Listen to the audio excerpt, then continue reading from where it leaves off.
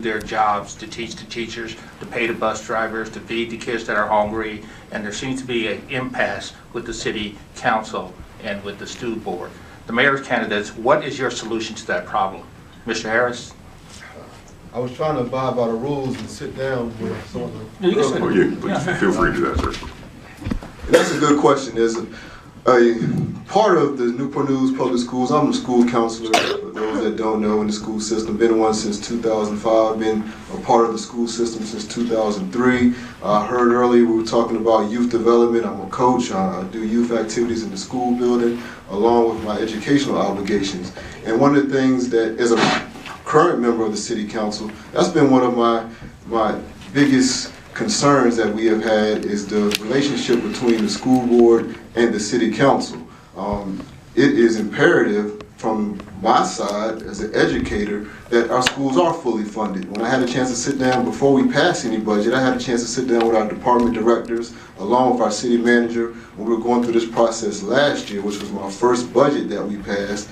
And I asked the questions, if the money that is going to be allocated, would it be enough to provide what is needed to fund our school? And to my expectations, they weren't met at that time. And then moving forward, we find ourselves right where we are again. So one of my primary concerns is we need to move forward in establishing a better relationship.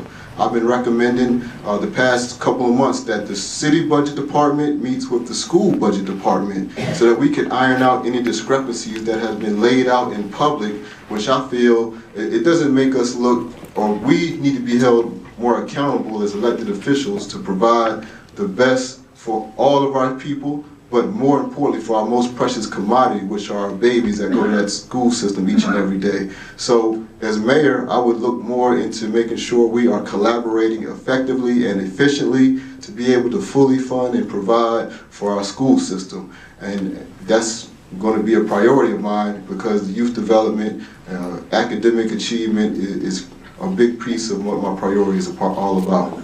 Thank you. Good. Mr. Green?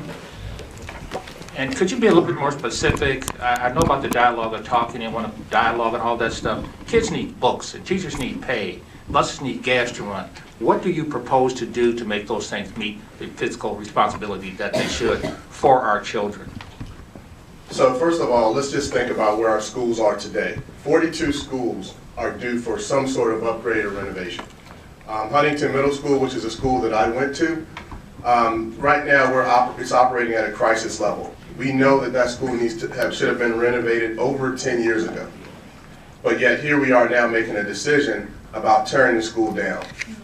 The challenge that we have is not about how, it's about incentive and passion.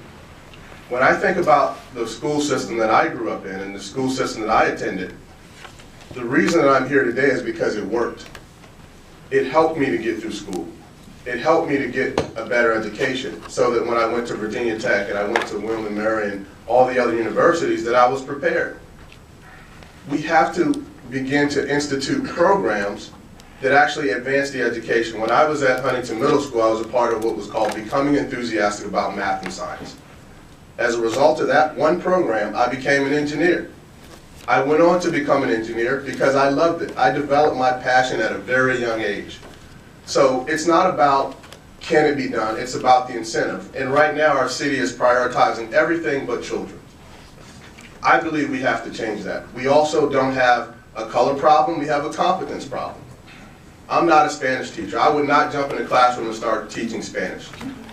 I have a business degree, an engineering degree, a degree in innovation and technology. These are all areas where we could excel tremendously.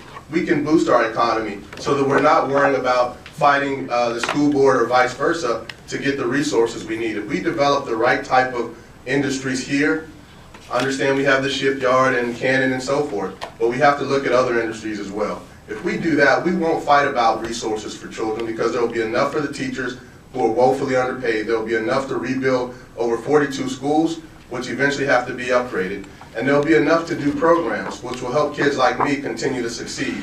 I'm here because of the programs that I attended. We need to put those programs back in place, or else we're going to continue failing, and we are failing. We need a change. Mr. Creekmore? do you have a plan to find funding to take care of the schools?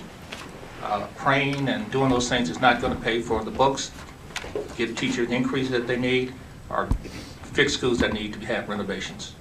You have a plan. I have a plan. My opponent, Mr. Green, painted a picture of how our city school facilities are. It was a dire picture, that he painted. It's not inaccurate. There are some problems here. And there are some financial challenges that we have, because the city is not just made of schools. It's made of roads and other things. So we have to pay for a lot of things. But I've been in the government for 15 years, and I've done planning, programming, budgeting, and execution throughout that process in multi-million-dollar systems with multi-billion-dollar programs. You can always find efficiencies. And what is that? You can find a way to do something cheaper. Or maybe you move it out to another year.